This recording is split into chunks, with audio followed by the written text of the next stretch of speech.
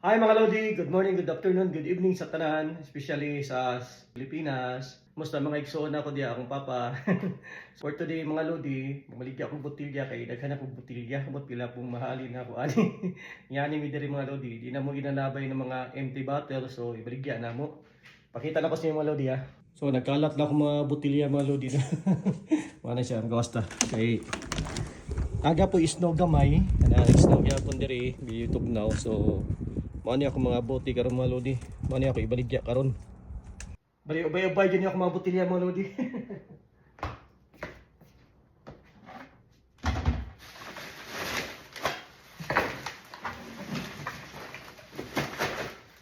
Botilya. Porma kay mga Lodi no, pero maligya natin botilya.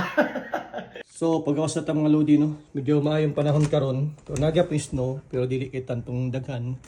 So itong nagyapon siya. Wala siya makita. Dili na akong dalon kay gamay magudi makaya.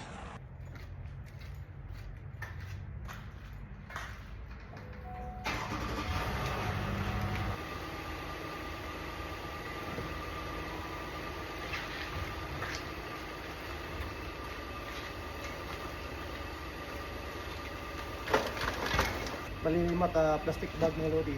Abot pila ang halinan niya.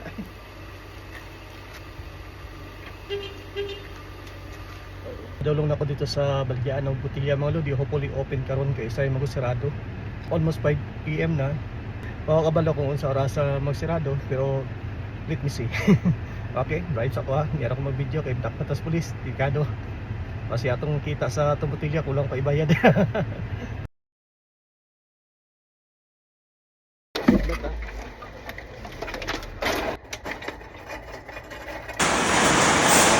Wala na ako na videohan dito sa sulod mga Lodi. Katong gibutan ako mga botilya kay lisod man kayo.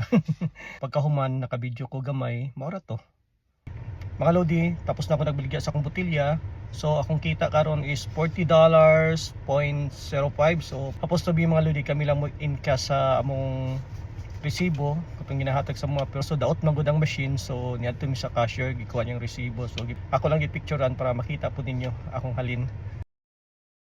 Kung sa Pilipinas yung mga Lodi, dako na ni siya mga nasa mga 1.7 or 1.6 ana. Pila ang dollar karon mga 42 plus niya yata. Pero dili ko sure kung pila exact yun sa amount, pero nasa 42 ning baba ang Canadian dollar karon. Not like sa ato ni Agi, dako siya 43 kapin. Okay mga Lodi, share lang na ako ang buhay namo diri sa Canada. Nami botilya ginaipon namon siya kay i-recycle na siya. Kung mapalit ka sa supermarket kanang bote ginabayaran po na siya, so ibaligya po namo para mabawi ta mong gibayad. Ana na mga Lodi. Yo.